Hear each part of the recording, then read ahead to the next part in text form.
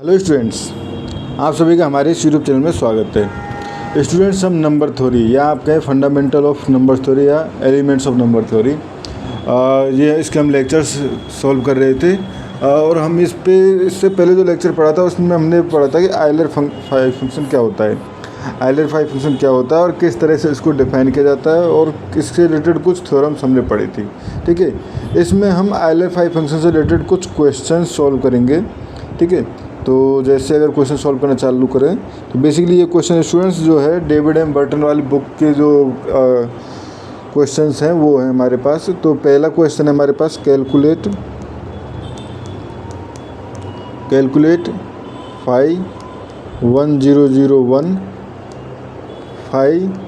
5004 and 536,000। ठीक है students, ये है हमारे पास। तो देखो इसको कैसे कैलकुलेट कर सकते हैं, तो सॉल्व करें। तो सबसे पहले 5101, ठीक है, तो we can write 1001 equal to, ठीक है, तो ये बेसिकली 7 इंटू 11 इंटू 13। ठीक है स्टूडेंट्स, ये होता है हमारे पास। तो यहाँ से मैं 5101 इक्वल टू, बेसिकली मैं आपको अगर इसका फार्मूला बताऊं तो बेसिकली इस तरह से होता है। पहले फार्मूला लिख लेते हैं जिससे कि बाकी क्वेश्चंस में बच्चों को आपको इजी हो जाए। तो सपोज देखो n अगर इस तरह से है, p1 to the power k1, p2 to the power k2 dot pr to the power kr, ठीक है, इस तरह से है। तो उस कंडीशन में 5n जो होगा वो होगा हमारे पास n डॉट, ठीक है, 1 minus 1 upon p1, 1 minus 1 upon p2 dot 1 minus 1 upon pr। ठीक है, तो अब इस हिसाब से इस फॉर्मूले में अगर हम पुट करें तो 1001 इक्वल टू 1001, ठीक है। बेसिकली 1001 को मैं मल्टीप्लाई की फॉर्म में लिख सकता हूँ, तो इसको मैं यहाँ पे लिख देता हूँ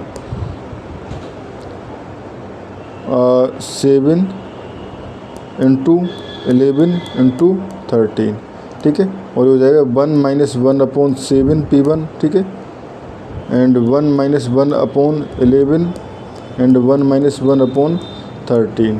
तो ये हो जाएगा आपका 7 इंटू 11 इंटू 13, और ये हो जाएगा आपका 6/7 10/7 11 10/11,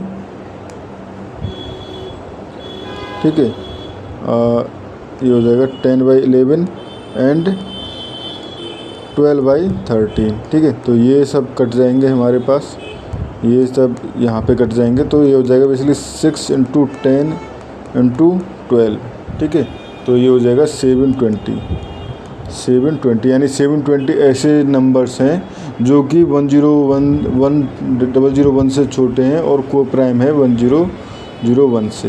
ठीक है स्टूडेंट्स, ये हमारे पास हो गया। सिमिलरली अगर हम सॉल्व करना चाहें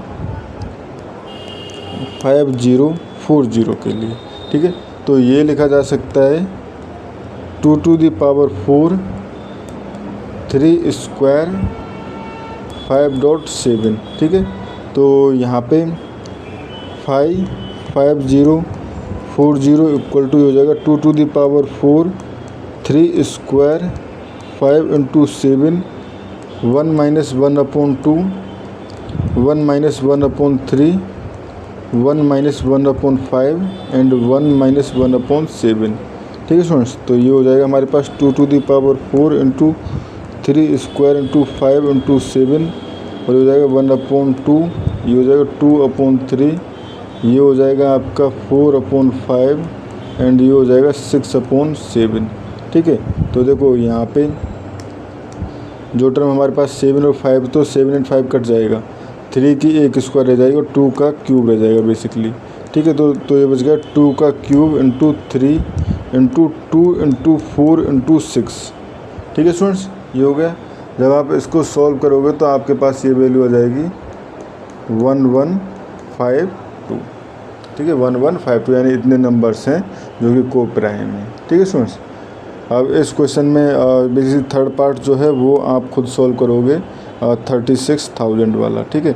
अगर आपको कोई डाउट्स है तो आप कमेंट बॉक्स में कमेंट करके पूछ सकते हो, या आप मुझसे व्हाट्सएप पे भी कांटेक्ट कर सकते हो। मेरी कांटेक्ट डिटेल जो है यूट्यूब चैनल के डिस्क्रिप्शन में, as well as YouTube channel के डिस्क्रिप्शन के साथ साथ मेरी जो वीडियो के डिस्क्रिप्शन में भी आपको सारी डिटेल्स मिल जाएगी, ठीक है। अब हमारे पास नेक्स्ट क्वेश्चन है, क्वेश्चन नंबर 2, वेरीफाई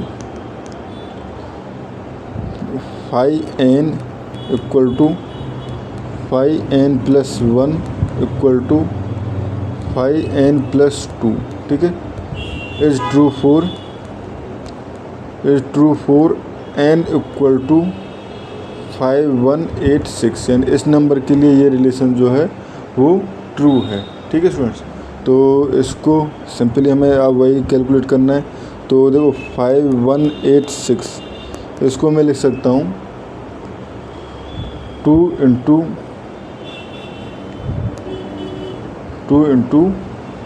2593, एंड 2593 जो है वो प्राइम नंबर है स्टूडेंट्स, ठीक है। एंड 5187 को लिख सकता हूँ मैं 3 इंटू 7 इंटू 13 इंटू 19, ठीक है। एंड 5188 को लिख सकता हूँ मैं 2 स्क्वायर इंटू 12 इंटू 19, ठीक है। अब जब 5186 निकालेंगे तो ये हो जाएगा आपका 5186, या हम मल्टीप्लाई की फॉर्म में लिख लें तो ठीक है, क्योंकि काटने में इजी होता है डिवाइड करना। तो ये हो जाएगा हमारे पास 2 इंटू 2953, ठीक है। और ये हो जाएगा 1 माइनस 1/2 एंड 1 माइनस 2593 अपॉन 2593, ठीक है। नोट 1, वो ऊपर जो है 1 होता है ना, 1, ठीक है। ये हो गया। तो अब देखो एलसीएम जो 2 इंटू 2953, ठीक है, 1/2 रह जाएगा ये, और ये हो जाएगा 2 अपॉन 2593, ठीक है। तो ये टर्म कट जाएंगे, हमारे पास बचा 2592, ठीक है। सिमिलरली 5187 के लिए हम करेंगे तो ये हो जाएगा हमारे पास 3 into 7 into 13 into 19 into 1 minus 1/3, 1 minus 1/7, 1 minus 1/13 and 1 minus 1/19, ठीक है। तो ये हो जाएगा 3 इंटू 7 इंटू 13 इंटू 19, और ये हो जाएगा हमारे पास इंटू 2/3 इंटू 6/7 इंटू 12/13 इंटू ये हो जाएगा आपका, ये हमारे पास 19 था लास्ट में, 19, तो ये हो जाएगा 18/19, ठीक है। ये चीज़ें सब इधर कट जाएंगे हमारे पास। इनका मल्टीप्लाई किया तो मल्टीप्लाई करने पे ये चीज़ आ जाएगा आपके पास। जब मल्टीप्लाई करोगे स्टूडेंट्स तो ये आ जाएगा 2592, ठीक है। मल्टीप्लाई करके आप वेरीफाई कर सकते हो। सिमिलरली 5188 भी आपके पास 2592 आ जाएगा, और क्वेश्चन आपके पास वेरीफाई हो जाएगा, ठीक है स्टूडेंट्स। तो इस क्वेश्चन में हमें इतना ही करना था। इसके बाद हम नेक्स्ट क्वेश्चन जो कि क्वेश्चन नंबर 4 है, नेक्स्ट क्वेश्चन नंबर 4 जो है वो है हमारे पास, establish each of the assertion below, ठीक है। Establish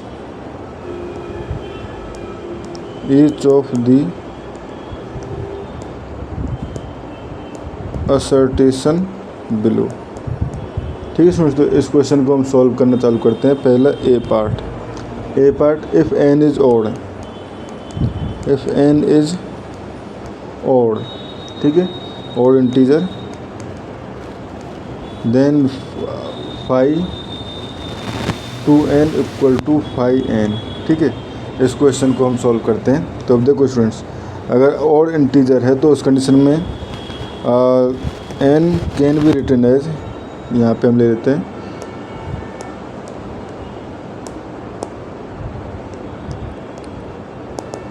given that n is odd integer. ठीक है, n ऑड इंटीजर तो n इक्वल टू